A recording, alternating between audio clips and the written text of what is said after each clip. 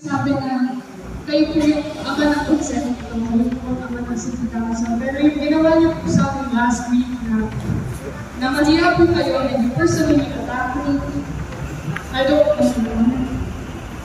Hindi kaya gawin sa akin ng ama ko yun.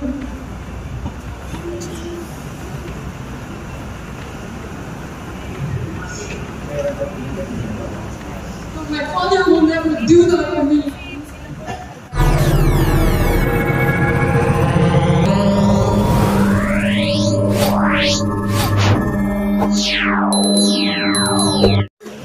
Last week po have been bothering my mind, so I would just like to unequivocally refute all the baseless accusations thrown at me. So, hindi naman tagapangulong. Puno kayo yan, hinihikayat ko po si kagalang ng kalasiyalan. Yan ibay na pwede po muna natin tapusin yung agenda. But based off of the IRP naman po, I can do so after we finish one item in the agenda. So, if you could give me the chance to speak my mind, Mr. Presiding Officer, I would be very pleased. Kagalang-galang na yan, Ibay, bibigyan po namin kayo ng pagkakataon ng mga pagsalita. Simulan natin yung agenda at baka pwede namin tapusin yung barangay budget. After that, pwede niyo po na sabihin po yung naisip po sa Your Honor, this is an important matter po, and it's very urgent that I do see my thoughts as a whole. So, if you could give me the floor for that, I would share this. Isang minuto ba ito kayo?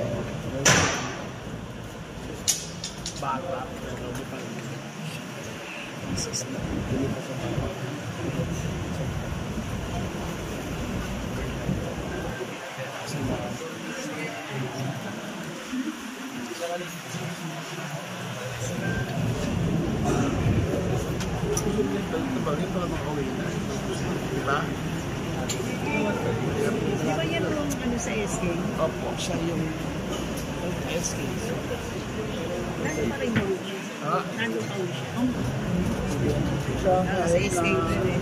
Siya ang pwede ng SK.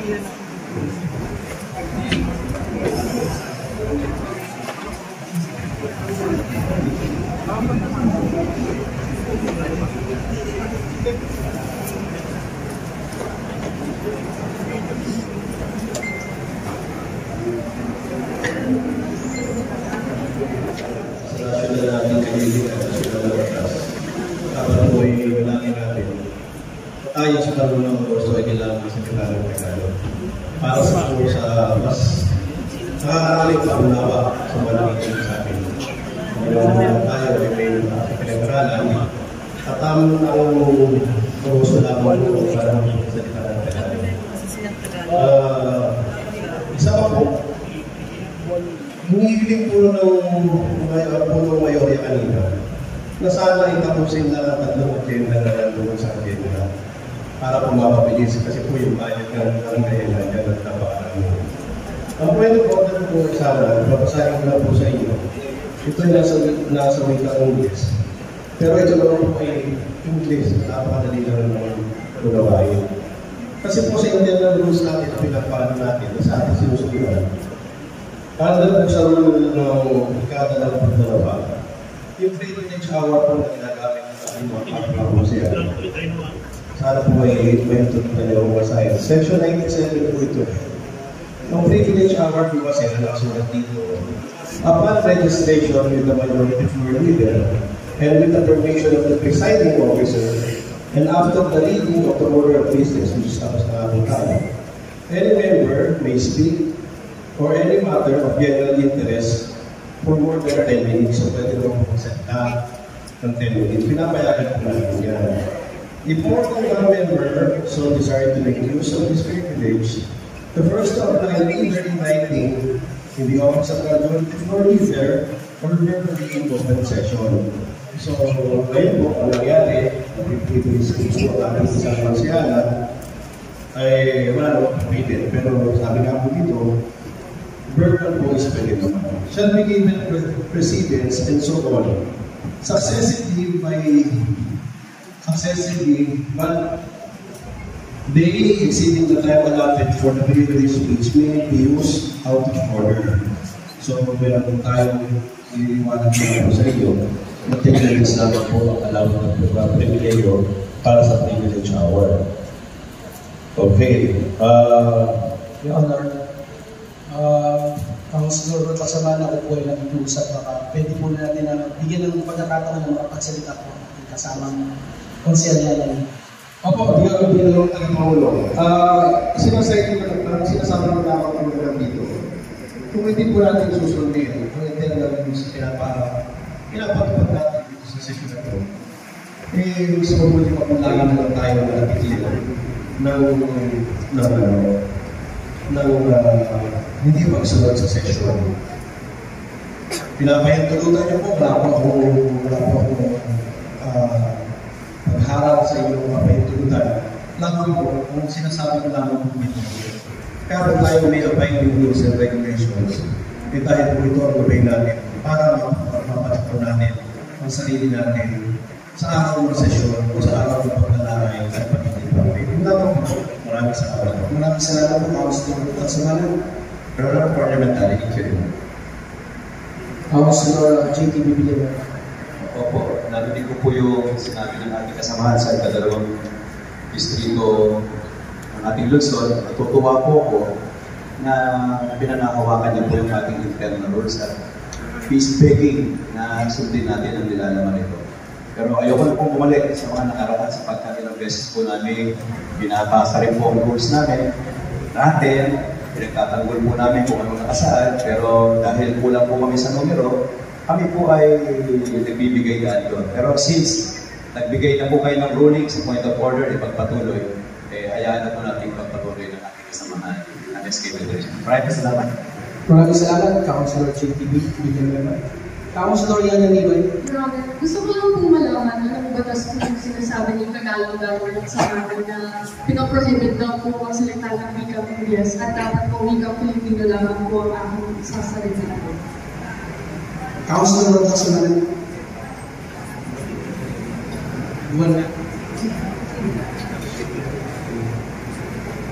Maraming salamat po sa Pangulo. Siguro po ay hindi pa po na balitaan ng ating ex-officio member na ngayon po ay tayo po ay nagbibiwang ng buwan ng bigas. Sa labing-dalawang buwan po sa isang taon, tanging Agosto lamang po ang ating sineselebra para magsalita ng Tagalog dito sa sesyon bilang pagulita sa bilang pagpapansa. Kaya po ngayon po ang ginagawa po natin ang pagsalita ng Tagalog dahil po tayo ay tumutugon lamang sa panawagan na ating isinura ang pagsasalita ng wikang Tagalog. Maraming salamat po. Maraming salamat, Councilor Ronald Samanan. 1 minuto pagpapahinga.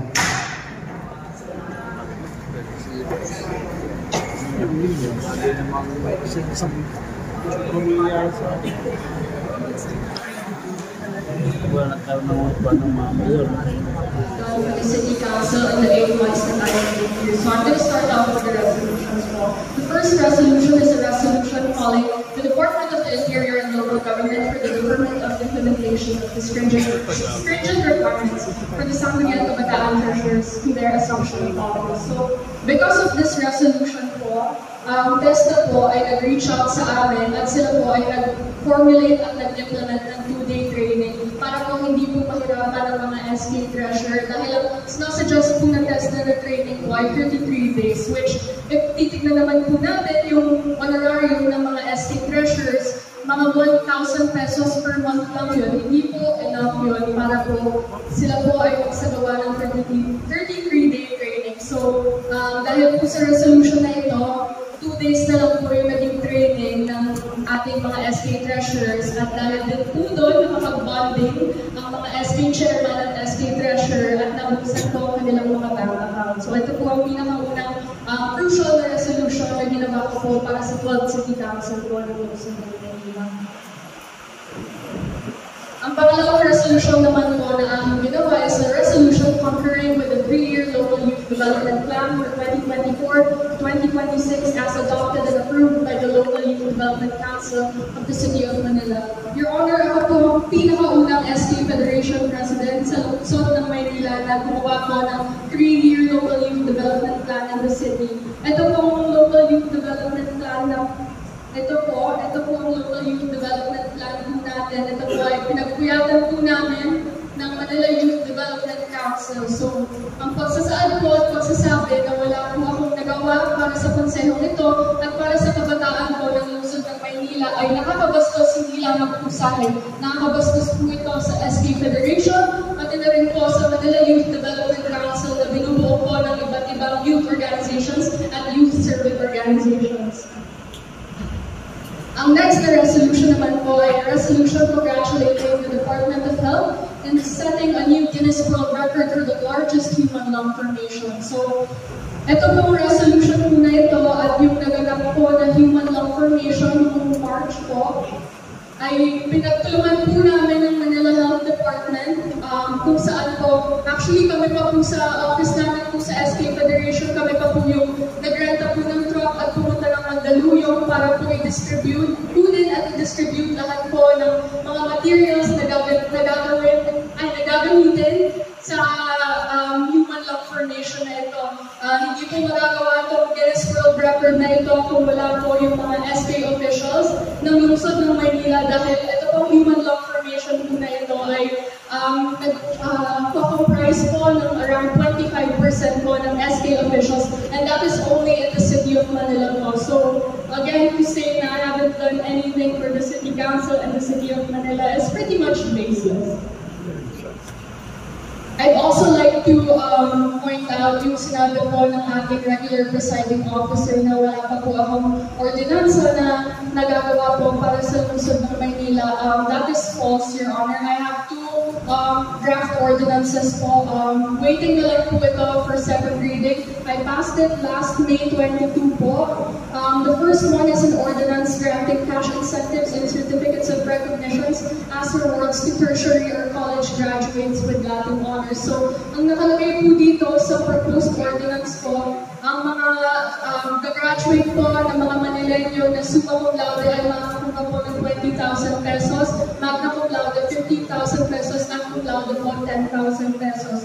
Meron din po akong isang ordinansa amending City Ordinance 8568 by expanding po yung coverage ng mga recipients po ng 1,000 monthly allowance. So, nilagay ko rin po dito na lahat po ng SK officials na nag-aaral po sa State University or College ay maisama na hindi lamang po ang mga mag-aaral ng PLM at media po ang makakapag-beneficio sa cash incentives na ito.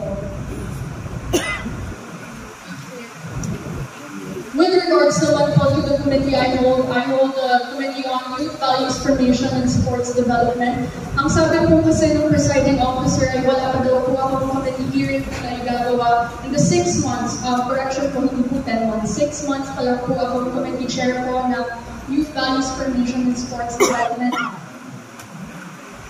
May I direct you, Your Honor, to ask for the Secretariat if there have been any complaints, resolutions, or ordinances po na naibabalik po sa Committee on Youth Values Formation and Sports Development. Because from my point of view and from my understanding, wala pa po. Therefore, wala pa po nagiging committee hearing ang Committee on Youth Values Formation and Sports Development. Dahil lahat po ng problema na naibababa sa amin sa SK Federation ay nai-resolve po namin ito and merong compromise na nangyayari within the office po.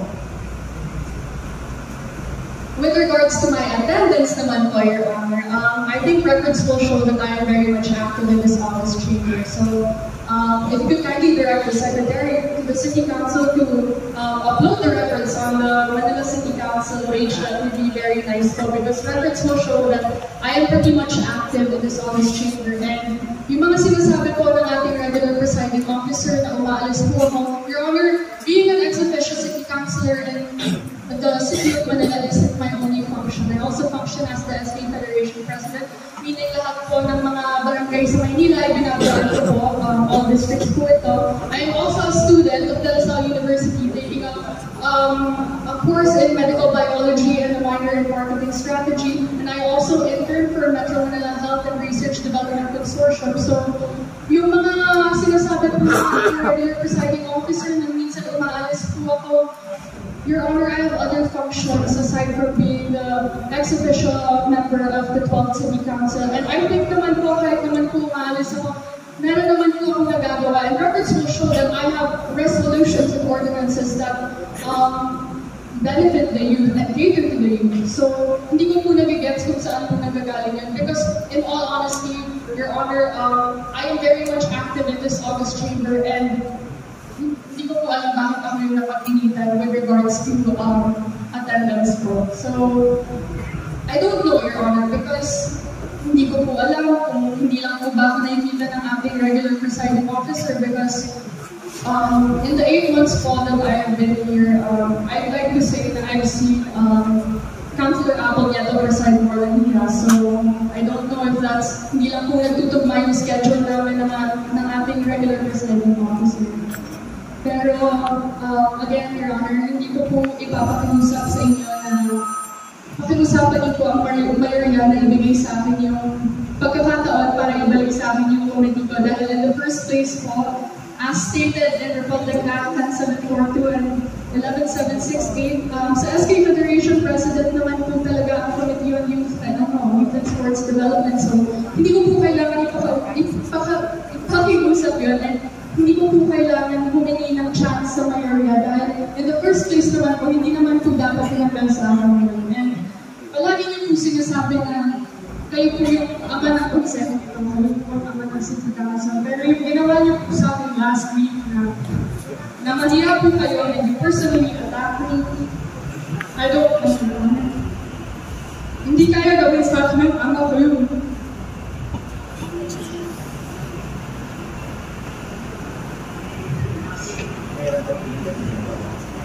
My father will never do that to me.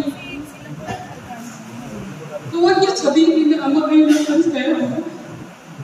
Because my father will never do that to me. Hindi niya ako ipapahiya sa maraming tao. Hindi niya ako ipapahiya lalo na sa paglungsod ng Maynila. So parliamentary inquiry. Does the IRP supersede the Republic Act of the Philippines and the Philippine Constitution? Yes or no?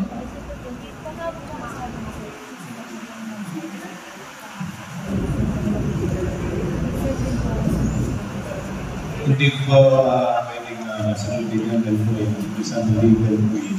Ako po ay natulong na ayon sa ating parliamentary rules and procedure. Thank you, Your Honor. Maraming salamat po. Noted po. There are considerably dinner ay kinikilala. Sa ngayon po, nanginginig yung aking luha. Hello. Pwede pa katapos. Pagkat ako'y isa na rin. Meron din doorbell. Mag-doorbell ka naman.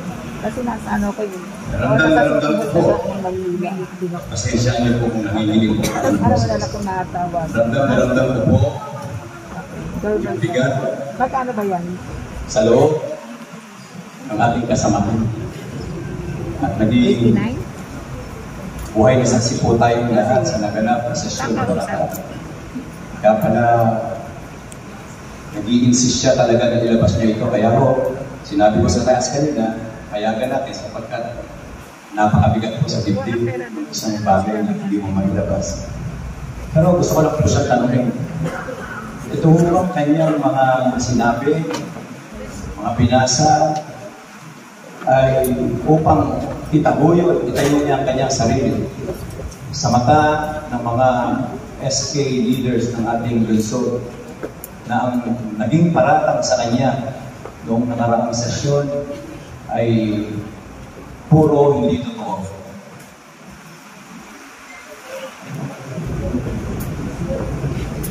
Yes. Your Honor, alam niyo po, ako po bilang SK Federation President, wala po akong patunayan kasi alam po ng mga SK officials na ako po ay nagtatrabaho ng mabuti. Kaya hindi ko nga po alam kung bakit po nasabi ng ating regular presiding officer at vice mayor kasi alam po sa sarili ng mga SK na nagme-message pa nga po sa akin yan ng 4 AM at nagre-reply pa ako. Alam nila yan. Alam nila na lagi ako nandyan para sa kanila. So to have these baseless accusations thrown at me, I don't think that was right. And I think that was not an attack to me as an SK Federation, but an attack to my personality overall. So this is me standing up for myself because, again, no one will.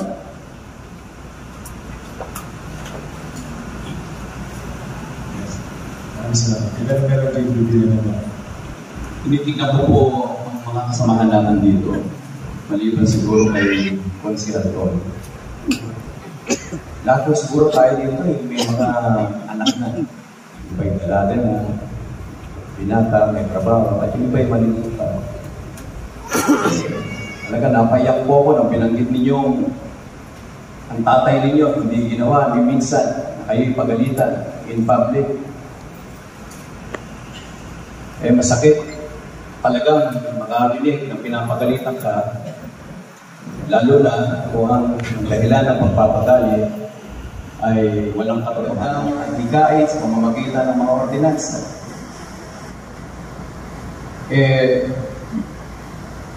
Kung napapakinggan po yan, yung dapat makapakinig, talaga namang hahangaan. Natutuwa kami. Sa akin pong 3 termino bilang konsihan, 2 beses akong nakakasama ng SK Federation President ex officio and without offense sa inyong pinalitan. At sa iba pang mga nanungkulan, kayo ang may tuturing ko sa pinakamagaling na SK Federation President na na-witness ko. Marami hindi ko makakapagsalita yung iba dito, pero alam ko, dama ko, na sila inaiyak din sapagkat may mga minamahal silang mga anak dito. Bilang pagkatapos, gusto ko pong marinig sana sa inyo, hindi niyo po nabanggit kanina. Ano ba ang magiging mensahe ninyo sa ating regular presiding officer pagkatapos po ninyong maipakita na wala pong basihan ang naging akusasyon niya sa inyo? Maraming salamat.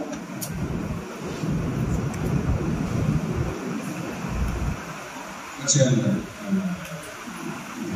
you, Mayor. Everything that I wanted to say to our regular presiding officer, I have already said in my speech. To end things, I guess, I'll just say that I'm valid. That's all. Thank you, Your Honor. Your Honor, just like you asked, if the good councilor Iway allow to hindi po siya pumunta. Pero pumayag po kasi kayo sa interpellation nito siya ng JTBB. Sige po, pagpatuloy po rin naman siya rin. Usually to be interpolated by a few members, so I guess Councilor Lim could be the last, because as I said kanina, I didn't want to take up too much of your time, too much of everyone's time, because now we have barangay budgets to pass. But I guess Councilor Lim could be the last to interpolate. Patuloy pa rin. Maraming salamat, Your Honor.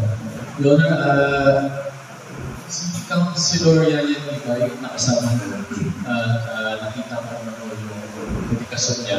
At nais ko tanungin na bilang SK Liga President, bukod po sa pagiging councilor, hindi lamang po naman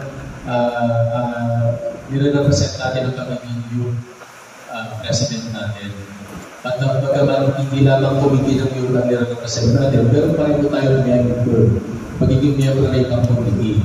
So, nais ko rin pong matanong ang ating konsihal kung ano-ano pa rin po yung ibang committee membership po natin. Ito po na parang nakakaanin na po. Your Honor, so far po, I haven't been invited to any of the committee hearings for I am not sure if I am still a member right now, given the fact that I am a part of the majority, but as far as I am concerned, I have not been invited to any of the committee hearings. Actually, meron pong binabang letter po sa akin for August 29, si Councilor Roma Robles po, but then nakasaad po sa letter po na yun, SK Federation President lang po, hindi po members. So, I think Children's Affairs po, Councilor Robles. So, I'm not sure if I am a member of any of the committees in the City Council po. Yes, Councilor Rudy. Your Honor, aside from being Liga President, SK President, meron din po tayo may iba't ibang membership sa iba't ibang committee. At aside from that, kaya po tinatanong si ating SK President, well, alam ko po na maaari ka dito. Kaya kung pumagturo dito, may marami po tayo ditong konsihal na talagang wala naman. I think, Your Honor, the questions propounded is not really meant to ask the SK Federation President to address yung kanyang sinabi. That's my point of order, Your Honor. I think you know that, Your Honor. Pinaalala ko po lahat. Nagsabi na po kanina si Konsihal Ian Iwan na wala na po siyang iba na dapat last na si Ulo Lim, right? Kaya ibay pala. Sorry po, para po hindi na po sana pa yung ating talakayan. Kasi po, meron po tayong ma-approve na budget. At sabi nga, paulit-ulit, nabiglang po ng ulo. Kasi po tayo ay nagre-represent tayo sa buong Maynila. Tayo po ay nakalay. Hindi po magandang nakikita ng mga away-away tayo. Pag-ulitin mo rin po, yung mga barangay chairman, hindi po nagpunta rito para manood ng away lang sa mga Maynila. Sila po ay nagpunta rito dahil gusto po nila yung makita tayo na makakupan natin yung budget nila. Hindi po ba? Sana para matapos na rito ang mga pagsimulan tayo sa ating last po rin po ako sa